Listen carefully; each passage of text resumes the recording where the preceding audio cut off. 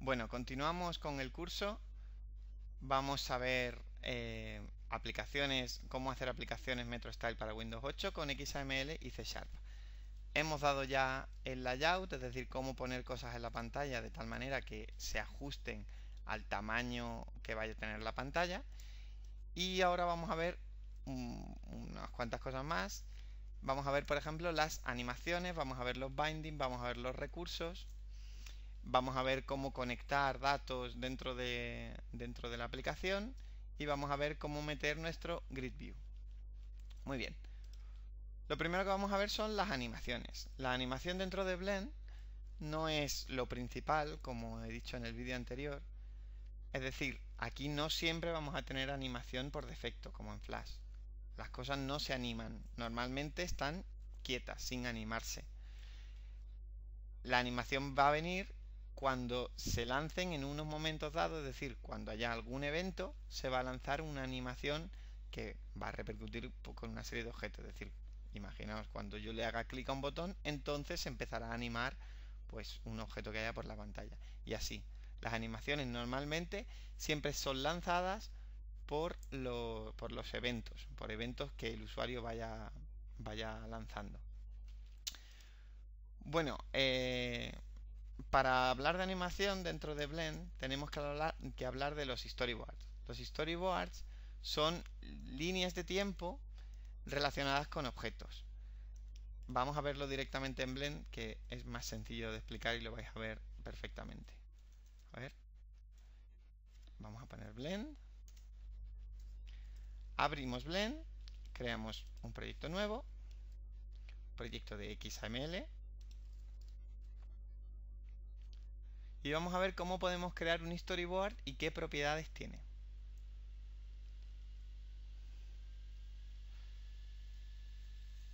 Como habréis visto, a la hora de animar, aquí no tengo ninguna línea de tiempo. En Flash sabéis que hay una línea de tiempo siempre presente, pero aquí no la hay. ¿Cómo puedo sacar esta línea de tiempo? Bueno, pues para sacar una línea de tiempo, para poder ver la línea de tiempo para animar, lo que tengo que hacer es crear un nuevo storyboard. ¿Y cómo creo un nuevo storyboard? Pues si nos vamos a la pestaña Objetos y línea de tiempo, resulta que hay un botón nuevo. Al hacerle clic nos va a pedir el nombre de esta animación. Después vamos a ver para qué es este nombre. Vamos a dejarle storyboard 1. Ok. Y fijaos que ahora ya me aparece el control de línea de tiempo. Veis que es muy pequeño. Ahora así va a ser difícil animar.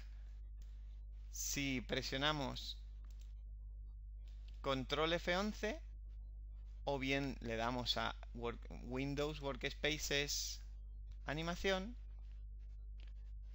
nos cambia el layout de Blend para que podamos animar con mayor facilidad.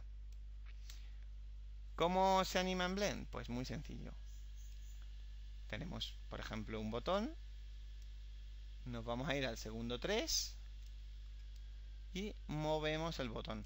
Automáticamente veis que aparece un keyframe y si le dais a play, el botón ya se va a mover instantáneamente. Muy bien. Bueno, los controles son, yo creo que son los típicos, pues ir al siguiente frame, play, pause, ir atrás, ir adelante. También tenemos un control de zoom, porque en realidad Blend no está basado en frames, sino que está basado en tiempo. Así que, como está basado en tiempo y el tiempo es continuo, pues podemos hacer zoom a través de la línea de tiempo sin ningún problema. Después podemos regular, aquí en el botón de la regla, podemos regular la resolución a la que queremos trabajar. Ahora por ejemplo, estamos dividiendo el segundo en 10. Es decir, cuando yo mueva el cursor, se va a mover de décima en décima de segundo. Pero puedo, por ejemplo, decirle 60. Es decir, voy a dividir el segundo en 60 y ahora voy a tener mucha más precisión. Normalmente, si lo dejáis en 10, está bien, ¿vale? No se suele usar tampoco una precisión tremenda, porque ya os digo que aquí la animación no es tanto para hacer películas de animación como Flash, sino para pequeñas animaciones de interfaz. ¿vale? Así que no se suelen hacer animaciones tremendamente complicadas, ¿vale? Fijaos además que el interfaz ha cambiado cuando he creado el storyboard. Ha cambiado porque me pone una especie de recuadro o de línea roja alrededor del artboard. ¿Qué significa esta línea roja? Esta línea roja significa que yo estoy animando. Estoy en un proceso de animación. Como os he dicho antes, dentro de Blend no hay animación en sí misma. Me explico. Las cosas no se animan por defecto. Las cosas tienen una posición inicial que en realidad no sería la posición inicial, sino la posición real. Es la posición que realmente tienen. Cuando animamos un objeto, estamos cambiándole las propiedades mediante la animación, ¿vale? Él se dedica a interpolar una serie de propiedades para que se anime. Pero en realidad este botón no está aquí. Este botón está donde lo pusimos en un principio. Es decir, está en la posición 0. Aquí, ¿vale? ¿Cómo salimos del modo animación? Y así veis un poco cuál es el estado real del botón, dónde realmente está. Pues si le damos aquí a esta X, cerramos el storyboard. Ahora. Y como veis me ha desaparecido el borde rojo y el botón sigue en su posición inicial. Esta es la posición real del botón. Cuando vuelva al storyboard 1, en estas flechitas de aquí le doy storyboard 1 y ahora ya vuelvo a la animación. Pero realmente este botón no está aquí. Es decir, no trabajéis nunca cuando esté esto en rojo. Cuando esté en rojo, todos los cambios que hagáis de todas las propiedades se van a animar. Por ejemplo, mirad, estoy aquí y dentro del botón pues resulta que le voy a poner pues un background verde, le voy a poner la letra roja, esto azul, yo que sé, le cambio el ancho. Vale, nos está diciendo que cambiarle el ancho no es recomendable porque cambia el layout y no es algo muy recomendable, ¿vale? Pero bueno, aún así lo vamos a hacer, que tampoco pasa nada, ¿vale?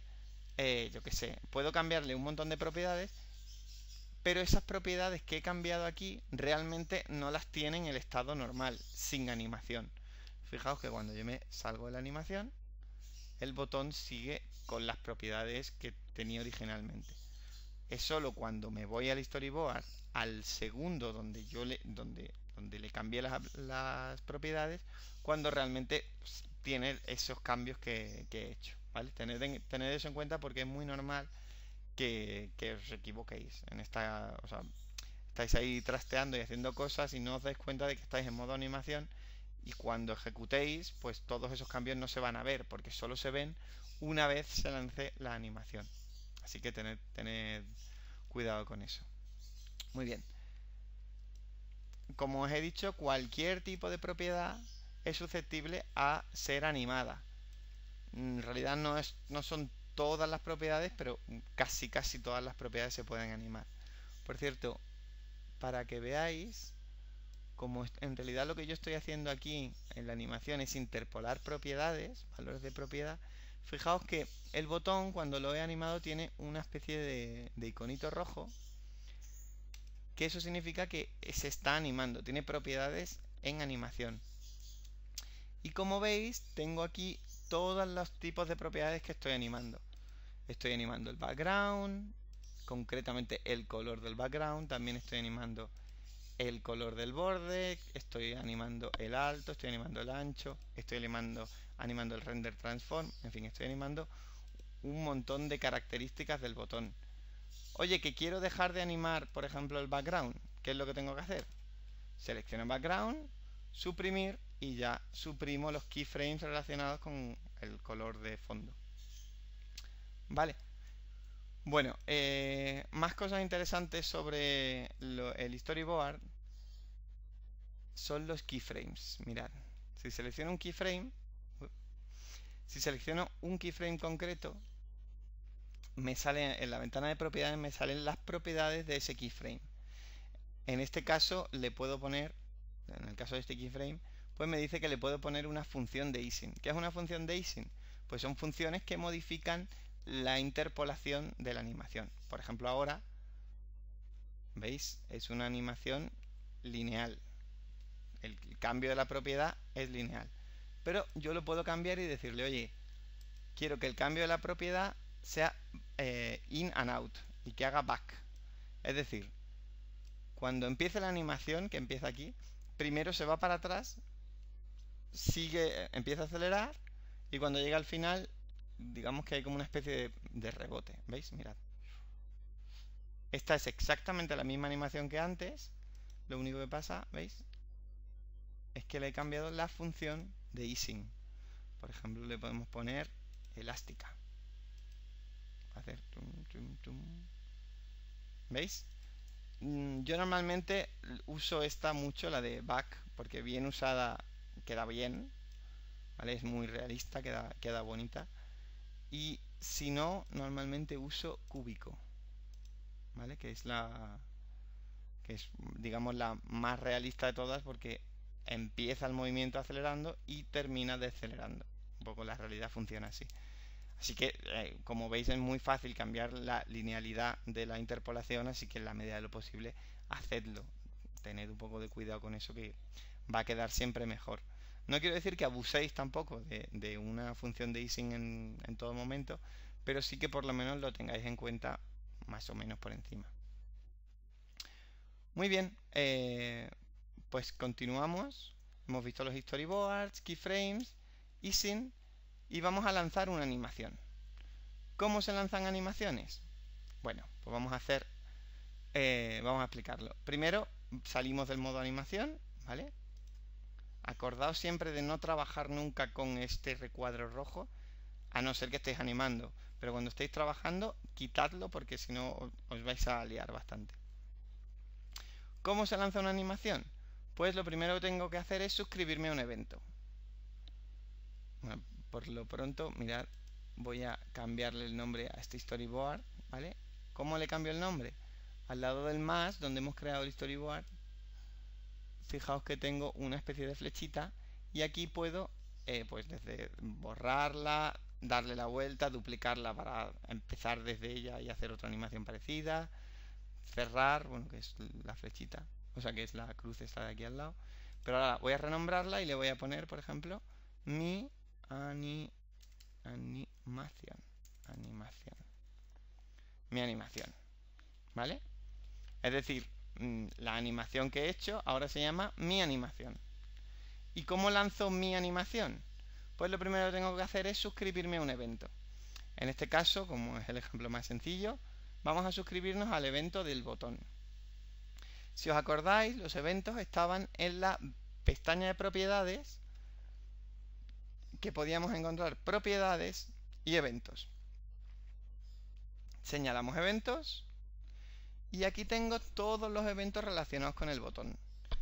Desde pues el clic, el doble clic, en este caso sería doble tap. Tendríamos el drag enter, cuando alguien esté dragando algo sobre él, pues cuando el ratón entre, cuando entre el dedo, cuando entre el puntero del stylus, en fin, cuando le hagan una manipulación. Tengo un mogollón de eventos para responder.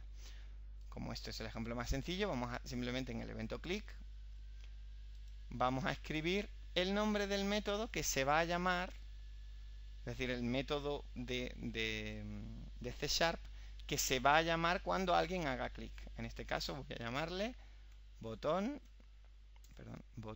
click. Botón click.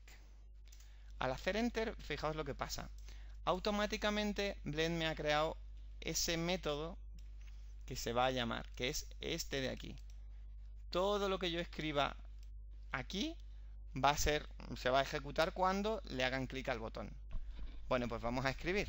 Lo que vamos a poner es mi animación.begin.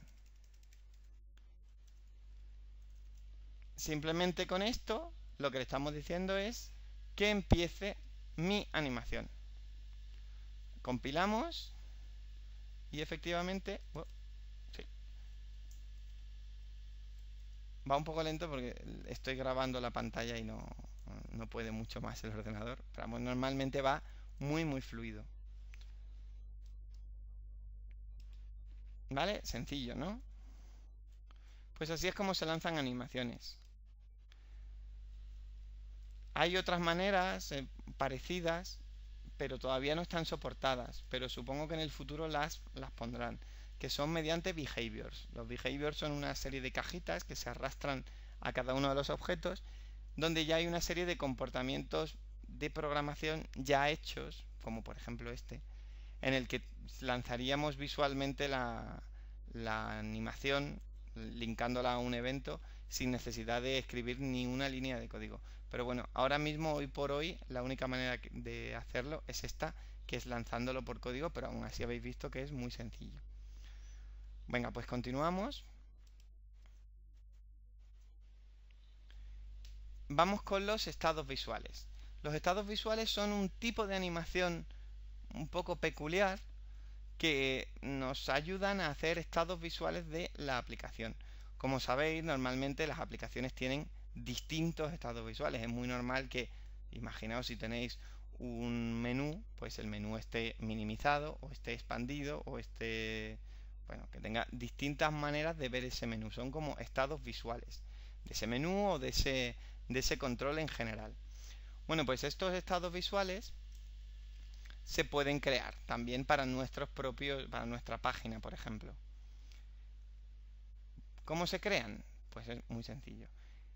Son más o menos parecidas a es parecido a las animaciones. A ver, voy a volver al modo de diseño. Es parecido a las animaciones, lo único que pasa es que está orientado a que sean muy sencillas. Es decir, que no tengan muchos keyframes. Es más, os diría que están orientados a que solo haya un keyframe por cada uno de los estados visuales. Es decir, tengo el estado A y el estado B. Y esto se va a encargar de interpolar entre distintos estados visuales. Por ejemplo, mirad esto. Imaginaos que yo tengo pues un montón de botones. Esto no es una buena práctica lo que estoy haciendo, no se haría así, pero para el ejemplo creo que más o menos está bien. Tengo un montón de botones, me voy a estados, voy a crear un nuevo grupo de estados visuales y dentro del nuevo grupo le doy al botón de crear nuevo estado. En este caso vamos a ponerle el estado minimizado, ¿vale? Fijaos que cuando estoy en el estado minimizado, cuando le he dado aquí, ya se me ha puesto esto en rojo. ¿Qué significaba que esté en rojo? Pues significa que estoy animando en este momento. Bueno, pues venga, voy a hacer el estado minimizado. Bueno, pues resulta que el estado minimizado, imaginaos que esto es así. ¿Vale? Estoy haciendo un menú, en este caso un poco cutre, pero bueno.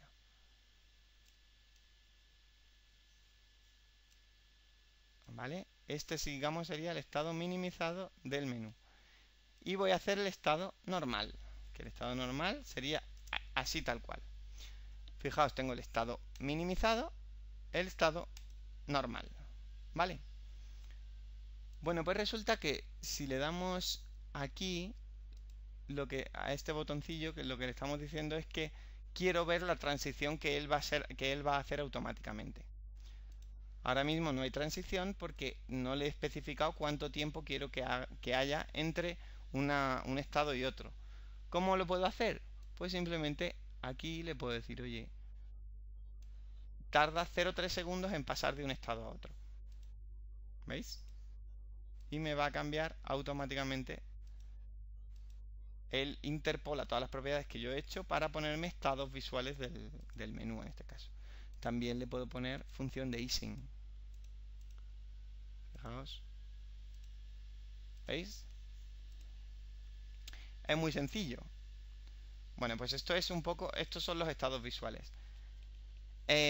Aunque os parezca esto una tontería, es algo tremendísimamente potente. Después lo vamos a mezclar con un concepto más que se llama los estilos y vamos a ver cómo gracias a esto vamos a poder hacer un mogollón de cosas que se suelen hacer en aplicaciones de una manera muy sencilla.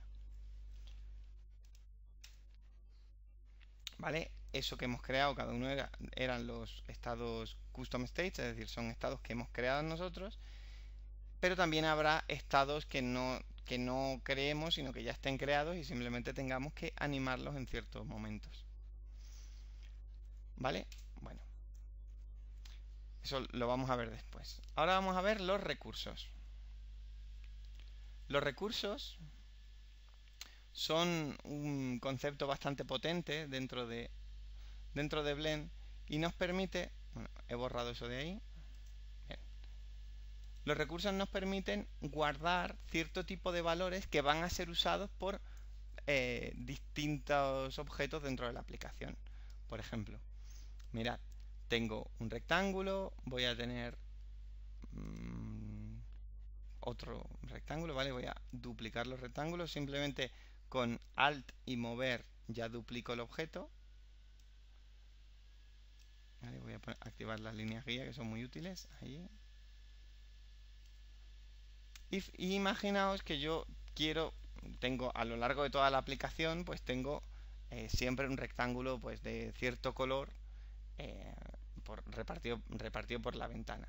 ¿Vale? Imaginaos que más o menos este color, yo podría ir más o menos poniéndolo a ojo, aunque siempre me acabaría equivocando. A no ser que yo cortara y pegara el color y se lo pusiera a cada uno, pues a lo mejor no sería o sea, me equivocaría un poco en el tono o lo que fuera. Obviamente esto hay maneras de solucionarlo, sé que no sois tontos, pero lo que quiero que os quedéis es con otro concepto. Imaginaos que tenéis a lo largo de la aplicación, pues yo que sé, 300 de estos cuadraditos. ¿Qué es lo malo? Pues que si tenemos 300 cuadraditos en distintas páginas, tenemos un problemón. Porque si tuviéramos por lo que sea, porque el cliente al final no le ha gustado el color o lo que sea, tenemos que cambiar ese color, pues tenemos aquí un problema muy grave. Porque tendríamos que recorrer toda la aplicación buscando cuadradito a cuadradito, cambiándole el color por el nuevo. Bueno, pues para eso lo que tenemos es el concepto de recurso. Los recursos son valores de propiedades que se almacenan como en una especie de biblioteca. Algo así. ¿Cómo se crea un recurso? Bueno, pues si os fijáis, todas las propiedades que aparecen en Blend tienen un puntito blanco. Bueno, o blanco o gris. Tienen una especie de cuadradito al lado de la propia propiedad.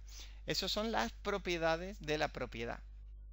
Si le hago clic, me va a poner todas las propiedades o todo lo que puedo hacer con esa propiedad. Puedo, por ejemplo, resetearlo, que es quitarlo, ¿vale? Ahora no tiene relleno. Voy a control Z, ahí. Y además tengo aquí, con este cuadradito verde, le puedo decir que quiero que sea un recurso. Ahora mirad esto, por ejemplo. Voy a decirle que va a ser un recurso del sistema. Como veis, aquí tenéis una barbaridad tremenda de cosas. Es decir, tenéis aquí un montón de recursos ya creados y son recursos del sistema. ¿Y esto qué significa? Pues que son recursos de los colores que tenga Windows. Es decir, que si el usuario tiene un tema rojo en Windows, vosotros vais a poder consumir directamente los recursos de Windows para que vuestra aplicación se adecue al tema del usuario y de una manera muy sencilla. Por ejemplo, dejadme que hay una manera más fácil de ver los recursos de colores, que son este botoncillo de aquí. Tengo aquí todos los recursos del sistema, ¿vale?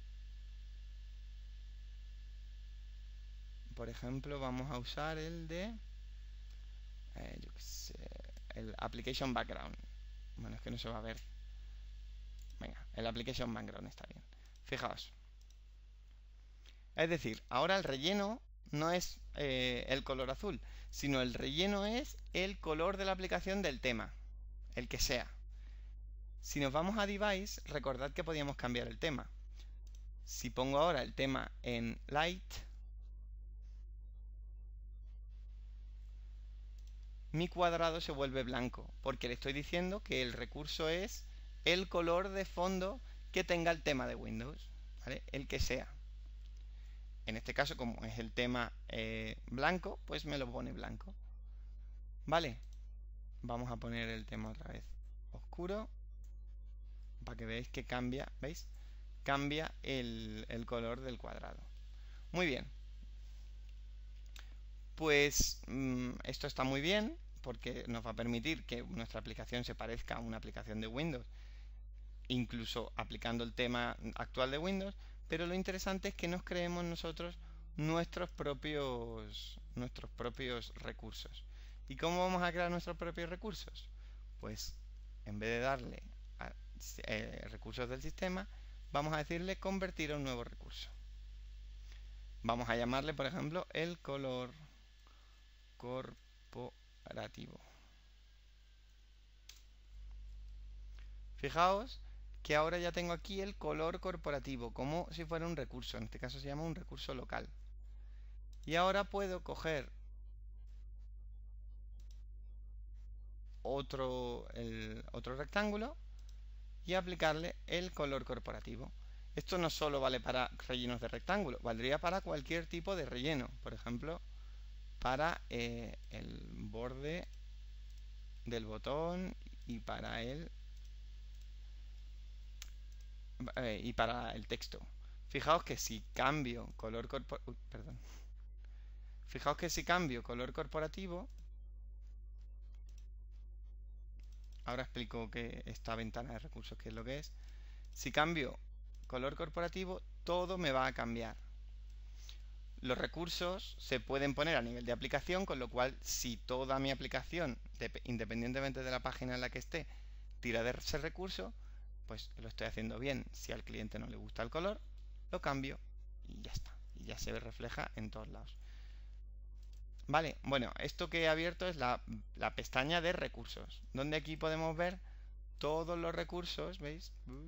Tenemos aquí una barbaridad tremenda de recursos a los que podemos acceder. Es decir, todos los recursos que tenemos, un poco como la biblioteca de recursos, algo así. Pero los recursos no tienen por qué ser color, pueden ser cualquier tipo de cosa. Por ejemplo, mirad, los recursos pueden ser, voy a poner esto un poco más grande. Por ejemplo, puede ser un texto. Hola. Este valor, el valor hola, si le doy aquí y lo convierto en nuevo recurso y lo llamo pues texto hola,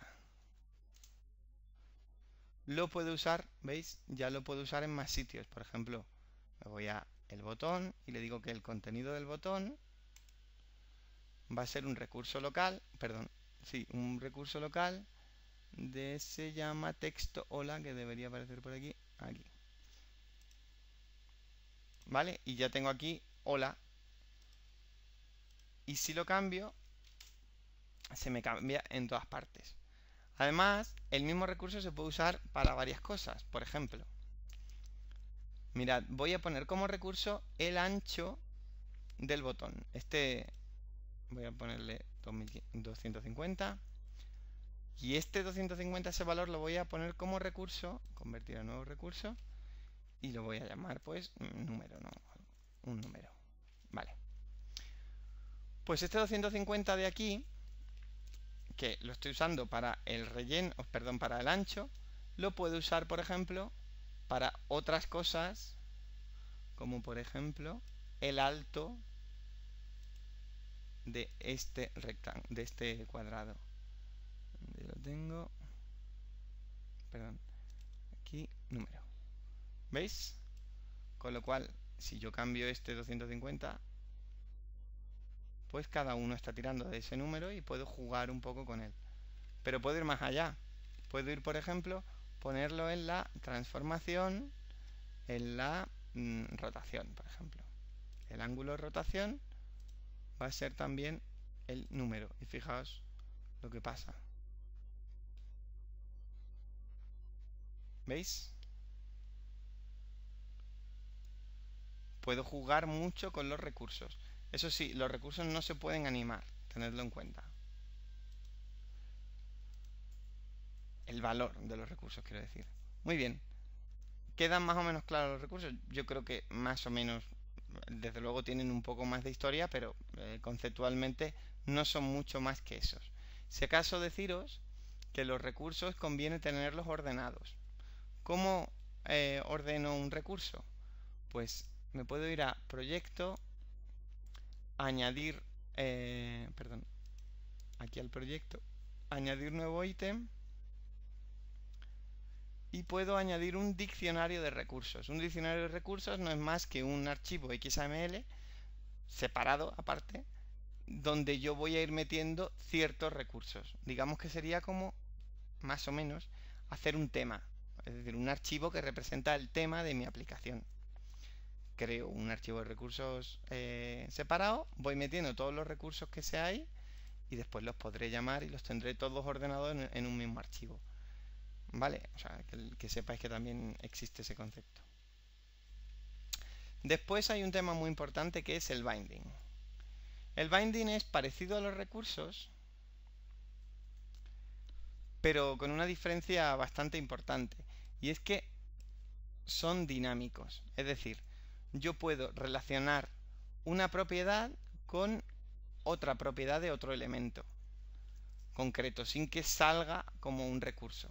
Y me explico. Mirad. Por ejemplo, voy a poner un textbox aquí. ¿Vale? Y voy a poner un textblock. La diferencia entre el textblock y el textbox es que el textbox es para introducción de texto y el textblock es para consumo de texto. ¿Vale?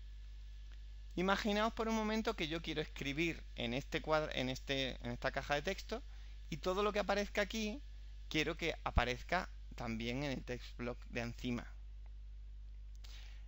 Bueno, esto en cualquier otra tecnología se hace programando. Te suscribes al evento TextChange y cuando cambie el texto, pues se lo voy seteando al otro objeto. En este caso es mucho más sencillo que eso. ¿Cómo lo hago? Pues selecciono el textblock y sobre su propiedad texto, ¿vale? Recordad que si cambio la propiedad texto, se me cambia. Pues sobre las propiedades de la propiedad, es decir, este cuadradito blanco, le voy a decir bindear a elemento. Es decir, voy a bindear el texto del textblock a otro elemento. Selecciono el otro elemento, en este caso el textbox, y me dice, vale, ¿a qué quieres bindear la propiedad? Bueno, pues a la propiedad texto de este textbox, ¿vale? Ahí está. ¿Qué quiere decir esto? Pues que cuando se cambie el texto en el textbox, también se va a cambiar en el textblock. Y además en runtime también, es decir, en tiempo de ejecución también se va a cambiar. Si yo cambio aquí, como veis, arriba también se me está cambiando. Esto está bien, es muy útil. Pero en realidad es bastante más útil de lo que parece, porque los tipos no siempre tienen que coincidir. Ahora mismo lo que hemos estado haciendo es coger un texto y ponerlo ahí. Pero ¿qué pasa si no es un texto? Imaginaos que es otra cosa. Por ejemplo, mirad, dejadme un slider.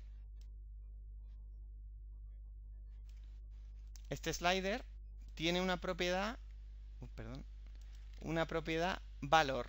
El valor del slider, fijaos que ¿veis? Es pues más o menos cuánto hemos tirado del slider. Voy a ponerle un valor máximo al slider de, por ejemplo, 360. ¿Vale?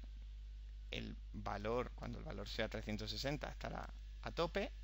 Perdón, ahí 360 estará a tope. A tope. Y cuando sea menos, pues estará a menos. Bueno, pero ¿puedo relacionar de alguna manera este valor con algo? Pues sí, mira, por ejemplo, lo voy a relacionar este valor con el ancho de esto, el ancho del textbox. Voy a coger y le digo, oye, el ancho, que ahora es 502, no va a ser 502, sino que va a ser bind to element, el valor del slider, ¿vale? Y ahora mirad. Estoy aquí y efectivamente voy cambiando el valor del slider y se me va reflejando en el valor del textbox.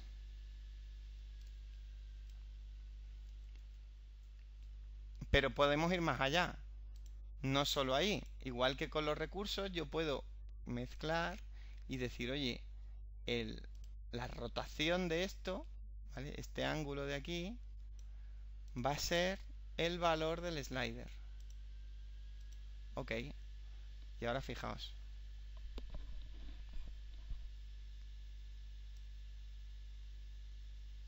¿Veis? Puedo mezclar valores muy eficientemente y sobre todo muy fácilmente. Además de eso, tiene otras cosas muy interesantes. Mirad. Yo puedo coger y decir que el relleno de esto, ¿vale? Un relleno que en nada tiene que ver con un texto. Le voy a decir que el relleno va a tener que ver, bueno, creo que no me deja Blend aquí, pero yo lo puedo poner por código para que lo veáis hasta dónde se puede llegar, que el relleno va a ser, perdón, el text del textbox. Es decir, el relleno de aquí es lo que ponga aquí. Sé que esto es un string, ¿vale? Que esto es una cadena de texto y no es un color. Pero él intentará forzar, ¿veis? Él va a intentar forzar a que se pueda renderizar ese color. Por ejemplo, pues green o cualquier color le puedo poner, por ejemplo, FF34236. ¿Veis? Es decir, con los bindings yo puedo mezclar las cosas y puedo mezclar los datos muy intensamente, muy intensamente. Esto es muy útil, de hecho prácticamente es lo único que vamos a usar para mostrar datos en la pantalla, es este tipo de bindings, ¿vale? Pero bueno, los bindings así no tienen demasiado sentido. Es decir, vale, yo puedo mezclar cosas en la pantalla. Yo puedo coger y decir, oye, pues sí, resulta que quiero esta propiedad ponerla ahí y bueno, puedo mezclar cosas que estén en la pantalla. Pero bueno, eso tampoco es muy útil. Lo que puedo hacer con el binding es bastante más que eso. Lo que puedo hacer es tener en memoria, ¿vale? Tener cargados, por ejemplo, una lista de datos, una lista, la que sea, de datos, y mostrarlas en la pantalla mediante bindings. ¿Cómo se hace eso? Pues lo vamos a ver. Lo primero que necesitamos es un origen de datos, es decir, algún sitio desde donde sacar los datos. Como esto es un ejemplo, tengo una clase ya hecha que coge datos y os la voy a explicar un poco para no meterla directamente, pero bueno, básicamente voy a importarla, añadir un ítem existente, la tengo en el escritorio y este es mi ejemplo data source. Voy a abrirlo para que veáis que no es nada complicado ni nada extraño. Esto los diseñadores no lo tenéis por qué entender, pero los programadores sí que tenéis que más o menos dominarlo, ¿vale? Este es vuestro business. De hecho, vuestro trabajo concreto es realizar una clase como esta lo más clara posible y ya está. No meteros después con cómo se va a ver esa clase, sino esto sería una clase aislada completamente de la interfaz donde tú haces pues lo que tengas que hacer con los datos, guardarlos, publicarlos, hacer lo que tengas que hacer, pero sin pensar en la interfaz. Tú simplemente haces una clase que maneja los datos. ¿Vale? Bueno, aquí lo que tengo es una colección que se llama ejemplo grupos, que tengo ahí, pues he creado una serie de una clase que básicamente lo que tiene es una lista de personas, tiene un nombre. Después cada persona pues tiene una propiedad nombre, una propiedad apellido, una propiedad altura. Recordad que para que se vean en Blend tienen que ser propiedades, no, o sea, tienen que tener set o sea, get y set. Si no, no van a funcionar, ¿vale? Tenedlo en cuenta. Si os hacéis un campo que es esto, pero sin el set y el get, no se va a ver, no van a ser visibles desde el binding de Blend, ¿vale? Lo digo porque es un error bastante común. Tienen que tener set y get para que se vean. Muy bien, vale, pues tengo esto aquí. Compilo y ahora voy a hacer algo muy importante. En el grid principal voy a meter los datos. ¿Y cómo voy a meter los datos? Bueno, pues mediante un concepto que se llama el contexto de datos. Es el data context. El data context es una propiedad que tienen todos los objetos que se vean en pantalla, absolutamente todos, y que representa un contexto de datos que se puede mostrar desde ese objeto, ¿vale? Es decir, que si yo le pongo, o sea, si yo dentro del grid le digo que su contexto de datos es una lista de personas, pues voy a poder trabajar con el binding y esa lista de personas que está en memoria. Un poco como lo he hecho antes con el binding entre objetos, pero con un binding con el data context, con el contexto de datos visible para el objeto. Para ello me voy al grid principal, ¿vale?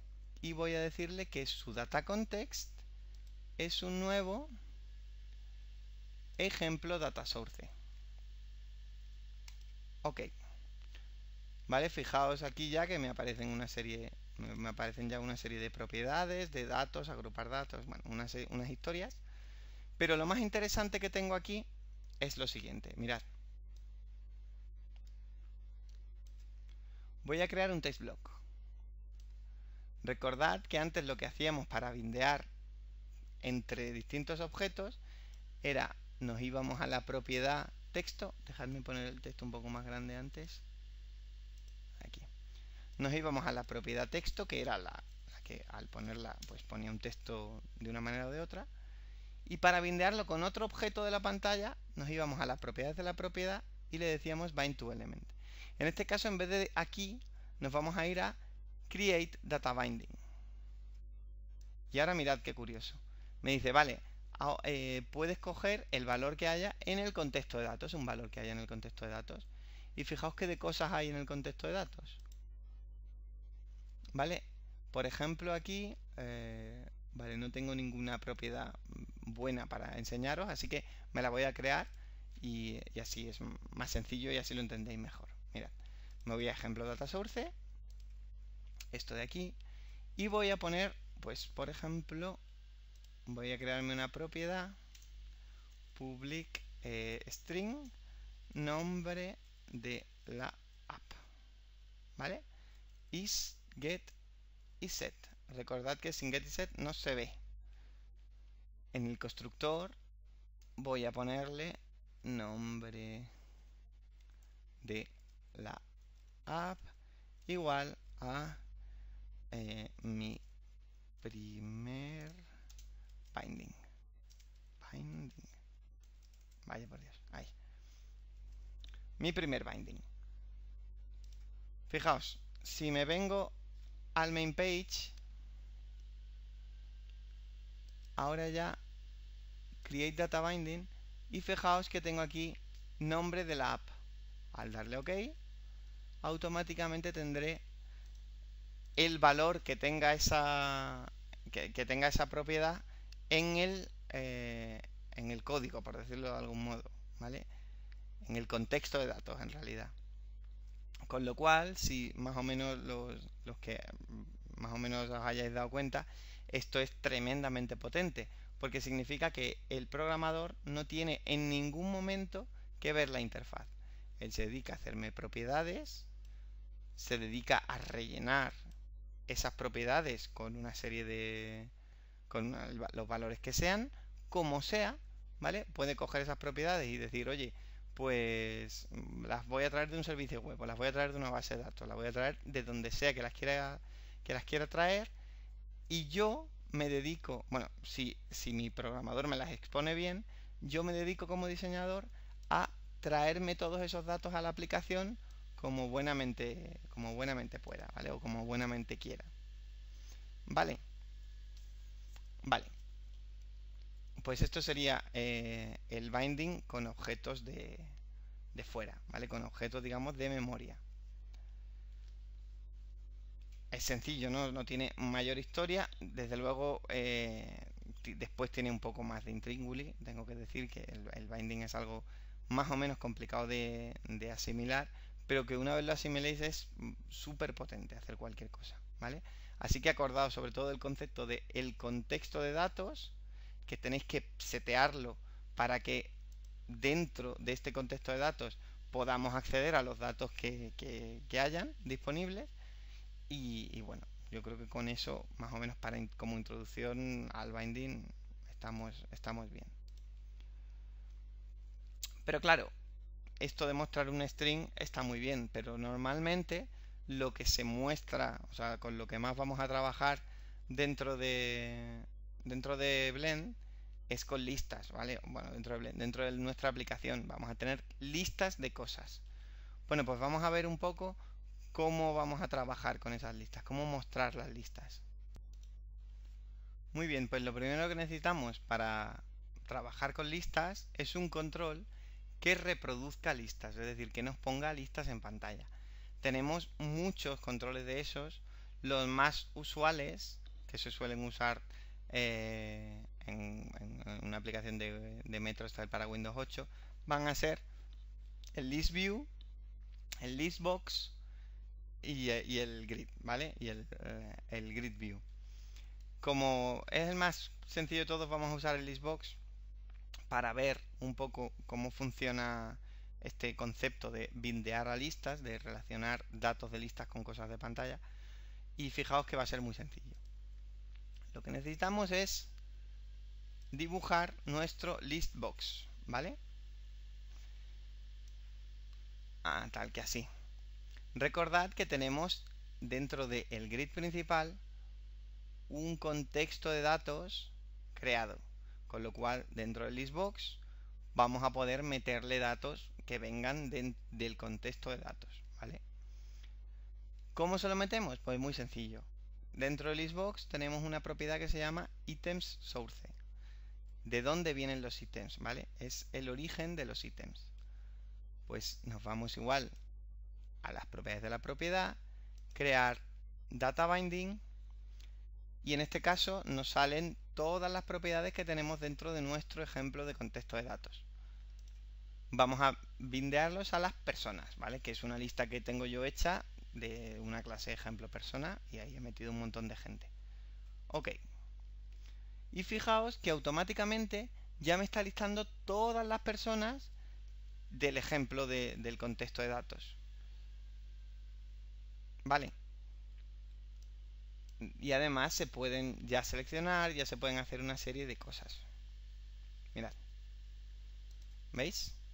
Ya tengo aquí un montón de personas mostrándose en pantalla. Pero claro, ¿cuál es el problema aquí? Pues que yo no quiero que se muestren de esta manera.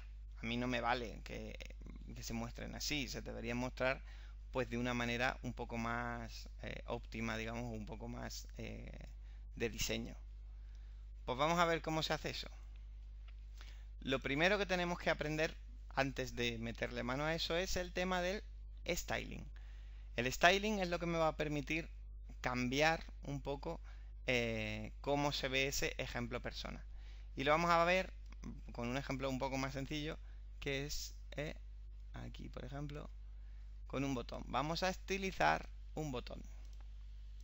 Mirad, esto es un botón normal y corriente de Windows 8 y está bien. De hecho, es el botón que deberíais usar en la mayoría de vuestras aplicaciones, pero habrá veces en las que el diseño de vuestra aplicación no funcione demasiado bien con el diseño de Windows 8, por lo que sea, porque no queráis pareceros en algún momento, o queréis hacer un botón especial o lo que sea. En ese caso tendríais que hacer un botón nuevo desde cero, en fin, un coñazo. Con lo cual, dentro de esta tecnología lo que tenemos es una utilidad que nos permite, en vez de hacer un botón desde cero y empezar, bueno, tanto como un botón o cualquier otro control, lo que nos permite es estilizar el control. Mirad, si selecciono el botón, le doy al botón derecho, editar template, edito una copia, mirad lo que pasa. Fijaos que aquí tengo objetos y línea de tiempo, ¿vale? Y tengo pues el botón, tengo el listbox, tengo el test block, el grid principal. Y fijaos que voy a editar la plantilla del botón, ¿vale? Voy a estilizar el botón. Edito una copia, me pide un nombre para ese estilo, voy a dejarle ese. Y fijaos que objetos y línea de tiempo ahora ha cambiado. Y ahora ya puedo acceder no solo al botón, sino a cómo está hecho el botón. ¿Veis? Ya puedo coger y decir, oye, pues esto lo quiero doblado. Este borde de aquí, pues, yo qué sé, quiero que por aquí tenga esto, por aquí un poquito tal, ¿vale? Puedo acceder completamente a cómo se dibuja ese botón. Y cuando digo completamente es que me puedo cargar el botón anterior, fuera todo, y crearme mi nuevo botón, como yo quiera.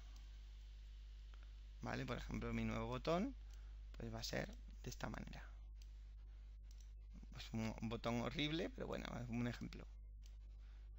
¿Vale? Este va a ser mi nuevo botón. Me voy a salir ahora, fijaos que no puedo seleccionar ahora este texto ni el listbox que hice antes. Para seleccionarlo, doble clic fuera, ¿vale? Y ya podré, digamos que vuelvo a estar editando la página en vez del contenido del botón, ¿vale? El contenido no, el estilo del botón. Fijaos que esto es un botón de tipo botón y esto es un botón. Lo único que pasa es que se está dibujando como yo digo que se dibujan ahora los botones. ¿Veis? Esto es muy útil porque me permite tener un botón con todo lo que tenía un botón antes, con todos los eventos, con, en fin, un botón, y para mi programador eso va a ser un botón, pero yo tengo libertad absoluta para poner ese botón como yo quiera. Vale, por cierto, puedo editar la template como he hecho antes, ¿vale? Y fijaos que tengo los estados visuales, eso que vimos antes que no tenía mucho sentido. Fijaos que ahora tiene muchísimo sentido. Oye, cuando te hagan press, es decir, cuando estés encima, o sea, perdón, cuando te estén presionando, en este estado visual te vas a poner verde y pequeño. Uy, perdón. Verde y pequeño. Así mismo. Ahí. Esto es normal y esto es presionado. A lo mejor incluso voy a... Esto es horrible, pero bueno. ¿Veis? Y le voy a poner una pequeña transición entre los distintos estados visuales. ¿Veis? Mirad, pues si me salgo ahora y compilo, compilar es F5, ¿eh? Al presionar, fijaos, ¿veis? Que ya tengo un botón que al hacerle clic ya me está cambiando automáticamente de estado, ¿vale? Para que veáis que el tema de los estados es algo bastante interesante. Bueno, pues esto que he hecho de estilizar un botón es lo que voy a hacer con el listbox. Con la diferencia de que el listbox no solo tiene un estilo, sino que tiene cuatro. Tiene cuatro estilos distintos. Tiene cuatro cosas que yo puedo estilizar. La primera cosa es la siguiente. Mirad. Me voy a ir a editar template. Editar una copia. Me pide cómo quiero llamar a este nuevo estilo. El que sea. Muy bien. Y ahora fijaos que estoy hurgando en cómo está hecho el propio listbox. ¿Vale? Fijaos que tiene aquí ya el background, que esto lo puedo cambiar si quiero. Le digo, oye, no, el background que vas a tener es rojo. Y es más, detrás de esto vas a tener siempre una elipse, yo que sé, algo horrible, ¿no? Aquí. Ahí. Vaya por Dios. Ahí. Vale, vas a tener una elipse verde. Es decir, estoy cambiando cómo se dibuja el listbox. Y lo puedo cambiar mucho, para que veáis que puedo realmente cambiarlo mucho. ¿Vale? Lo puedo cambiar una barbaridad. Esto de aquí sigue siendo un listbox, que como veis, al compilar va a funcionar perfectamente. ¿Veis? Sigue siendo un listbox, pero ahora se está dibujando como yo quiero. Lo único que no está como yo quiero es cada uno de los ítems. Y después, si os fijáis que cuando yo paso el ratón por encima, hay una especie de sombra. Y que cuando lo selecciono, se me pone pues violeta. Eso no lo he hecho yo. A lo mejor a mí no me interesa eso. Bueno, pues vamos a ver cómo se pueden cambiar todas esas cosas. Muy bien. Hemos cambiado, hemos dicho, la template del listbox en sí mismo. Pero fijaos que además de la template tiene unas templates adicionales, 3 concretamente. Vamos a ver 2 de ellas, porque esto es un curso de introducción, este es un poco más complicado. Pero vamos a ver las más útiles, ¿vale? Las que se suelen usar. En este caso vamos a ver la primera, que es la plantilla de los ítems que se van a generar cada vez. Mirad. Voy a crearme una nueva. Y fijaos lo que pasa. Me han desaparecido todos los ítems que tenía aquí. Si selecciono el grid, me pone ahí un grid pequeñito. Voy a hacerlo un poco más grande. Y voy a, por ejemplo, meter una elipse para que veáis. Mirad. ¿Veis qué está pasando? Lo que está pasando es que yo estoy poniendo cada uno de los ítems y estoy diseñando cada uno de esos ítems en tiempo real. ¿Vale? Voy a meter un test block. Como además yo esto lo giré, ¿vale? Antes, pues estoy diseñando directamente girado, ¿vale? Esto lo podría quitar, pero bueno, ahora mismo me vale. Voy a poner otro texto aquí, por ejemplo. Vale, aquí tenéis libertad total. Si queréis poner, pues lo que sea que queráis poner, sois completamente libres de hacerlo. Podéis ponerle el color que queráis al texto, le podéis poner también, pues yo que sé, Comic Sans, lo que os dé la gana, ¿vale? Intentad no poner Comic Sans demasiado, pero bueno, que veáis que podéis hacer bastantes locuras con prácticamente todo. Bueno, pues ahora lo interesante es que este bloque de texto, estos dos bloques de texto, no pongan text block, sino que ponga cada una de las cosas de las personas. Pues mirad una cosa. Me voy a ir a el texto, data binding, y fijaos que ahora él ya sabe que cada uno de estos ítems corresponde a una persona de la lista, con lo cual me está poniendo aquí ya para que yo ponga y diga, oye, pues este va a poner el nombre de la persona. Y este, bueno, mejor lo voy a poner en ese. Voy a ponerle el nombre de la persona. Y aquí le voy a poner el apellidos, por ejemplo. Después voy a hacerme un pequeño rectángulo. Uf, Dios mío, está quedando horrible. No pasa nada, ¿eh? Muy bien. Me voy a hacer un pequeño rectángulo y la altura de este rectángulo la voy a poner con la altura. Bueno, es que es muy grande la altura que tiene. No pasa nada. ¿Vale? Si le doy a F5, fijaos que ya tengo una lista mostrándose como yo quiera. Es decir, las personas ahora se muestran con una plantilla que es la que a mí me ha dado la gana. Con vuestro permiso voy a hacerle un poco menos hardcore, ¿vale? Le voy a quitar esto que esté doblado porque es un poco confuso. Así que voy a editar la plantilla normal del listbox, que es ahí donde lo doblé, recordad. Y lo que doblé concretamente fue esto de aquí. Bueno, pues volvemos a la normalidad. Muy bien. Vale, pero ahora fijaos que a pesar de que yo ahora ya estoy mostrando las personas de la lista más o menos de una manera más creativa, no me vas a negar que por lo menos creativo es, pero sin embargo sigo teniendo esto violeta y esa sombra por ahí. A lo mejor a mí no me interesa tener esta sombra. Bueno, pues para eso tengo otro tipo de plantilla más. Por cierto, voy a hacer esto un poco más grande. Y de hecho lo voy a hacer ahí, que se adapte. Bien. Perdón, ahora. Tengo otro tipo de plantilla más, botón derecho. Perdón. Botón derecho, plantillas adicionales. Y vamos a estilizar otra plantilla que se llama la plantilla del contenedor de los ítems.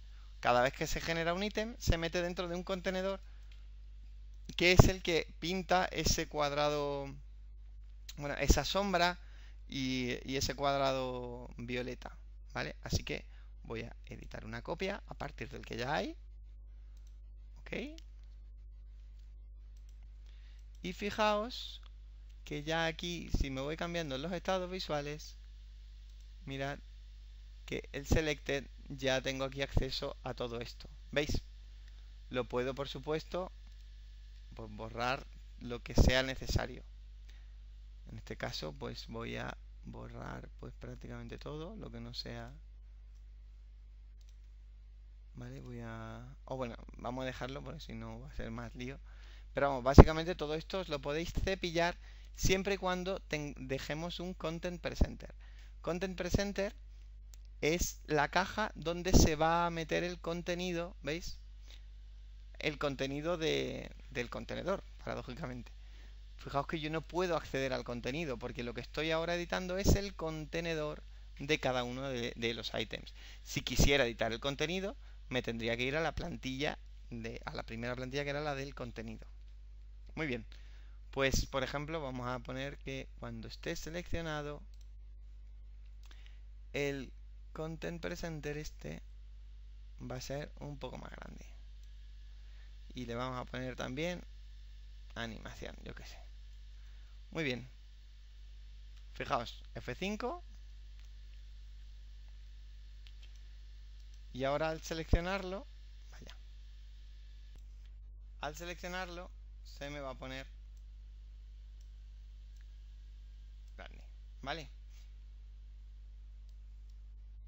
Bueno, pero en general dentro de Windows 8 no vamos a usar concretamente un listbox. Normalmente vamos a usar un list view, que es prácticamente igual que un listbox, es muy parecido, pero orientado más a Windows 8.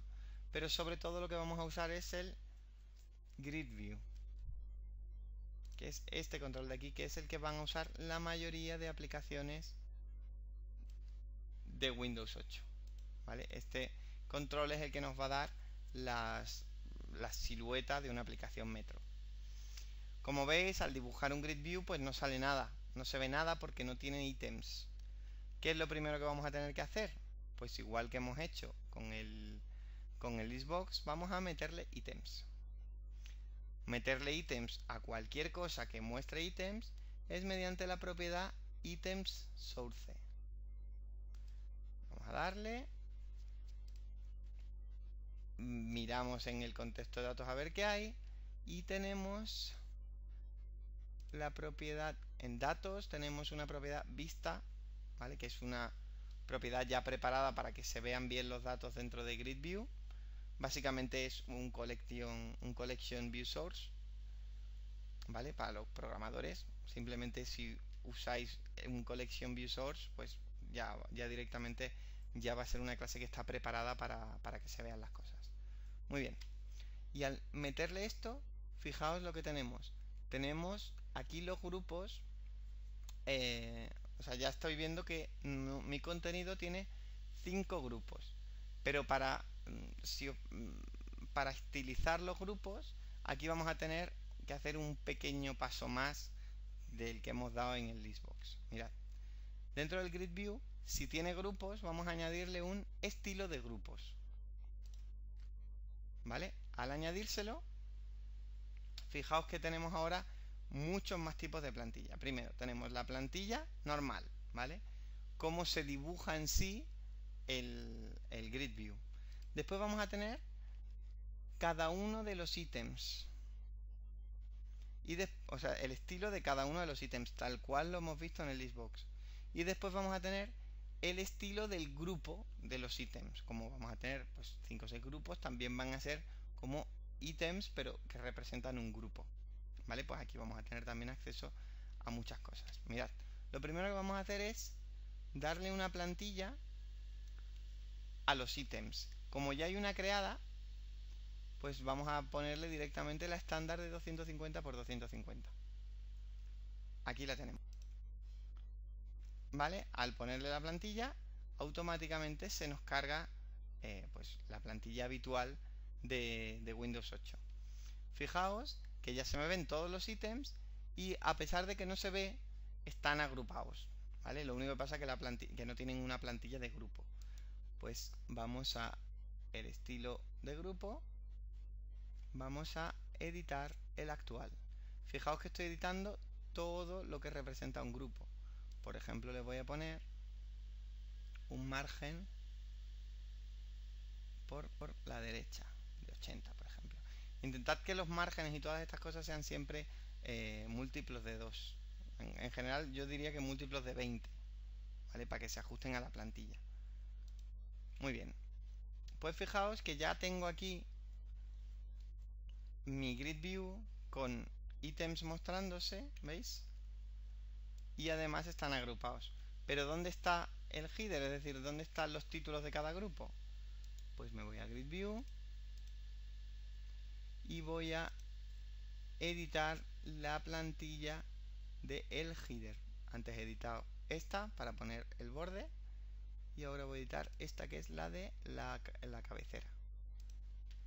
Bueno, resulta que tengo aquí ya, me han puesto un texto y ahora lo que tengo que decirle es este texto qué es lo que debe poner ahí. Puedo ponerle aquí pues lo que yo quiera y fijaos que ya va a aparecer en cada uno, pero lo ideal es que yo le ponga algo de los datos que me vienen. En este caso vamos a ponerle el, creo que se llamaba nombre, si no nombre del grupo, nombre, no era nombre, dejadme ver un poco cómo se llama aquí, nombre de grupo, dejadme ponérselo aquí, data binding, nombre de grupo, ¿vale? Y ahí ya me está mostrando el nombre que representa cada uno de los grupos. Voy a editar ahora cada uno de los ítems. Pues me voy a las plantillas adicionales. La primera, recordad que era la plantilla de los ítems.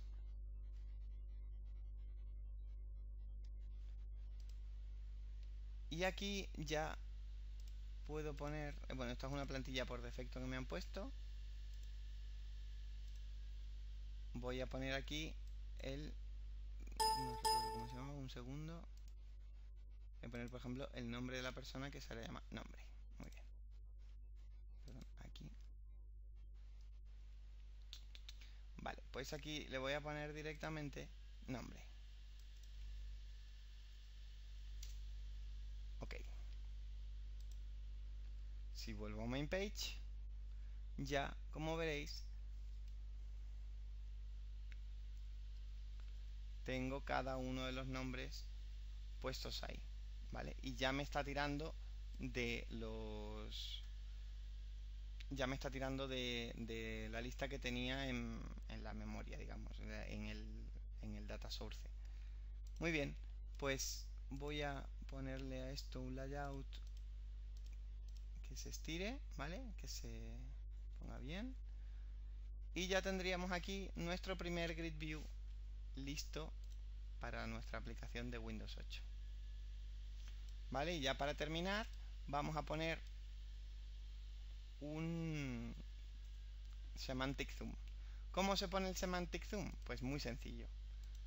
Nos venimos a la toolbar, escribimos semantic, vale, aquí ya tenemos el semantic zoom, doble clic y ahora resulta que esto que me ha dibujado ahí, ahí está, muy bien.